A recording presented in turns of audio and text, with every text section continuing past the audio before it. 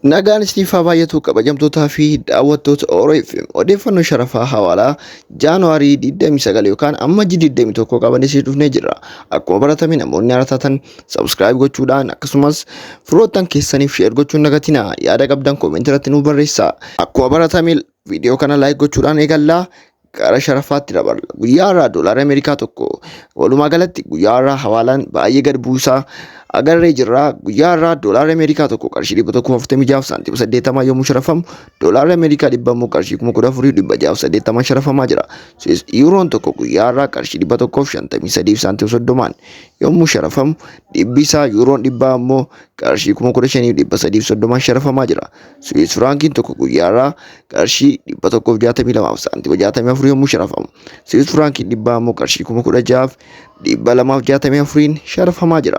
Kaanaadaa doolaarri Kaanaadaa tokko guyyaa har'aa qarshii 101 saantiima 10 yommuu sharafamu dhibbi isaa immoo qarshii 10,110 sharafamaa jira. Akkuma isinitti himne gatiin isaa baay'ee gad bu'ee jira. Doolaarri Awustiraaliyaa tokko guyyaa har'aa gabaa gurraacha irratti qarshii 91 saantiima 58 yommuu sharafamu dhibbi isaa immoo qarshii 9,158 sharafamaa jira. Paawundiin tokko qarshii 182 saantiima 98 yommuu sharafamu paawundiin dhibbaa immoo qarshii 18,293 sharafamaa jira.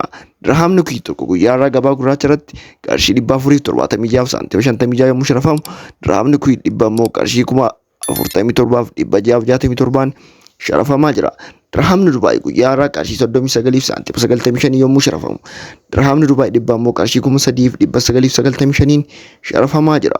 Riyaalli Saawudii tokko guyyaa har'aa Riyaalli Saawudii walumaa galatti guyyaa har'aa maallaqoota jiran keessaa kan edaas gad bu'us ni agarsiisne Riyaala Saawudiidha. Qarshii 39 saantiima 17 sharafamaa jira.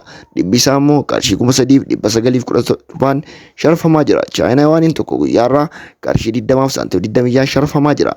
Chaayinaawaan dhibbaa immoo gabaa gurraacha irratti qarshii 2,226 sharafamaa jira. Omaan Riyaaliin tokko guyyaa har'aa qarshii 381 saantiima 13 yommuu sharafamu dhibbi isaa immoo qarshii 38,113 sharafamaa jira. Joordaan diinaariin tokko guyyaa har'aa qarshii 207 saantiima 17 yommuu sharafamu dhibbi isaa immoo qarshii 20,717 sharafamaa jira. Dirhamni Baariin qarshii 389 saantiima 41 yommuu sharafamu dhibbi isaa immoo qarshii 38,941 sharafamaa jira.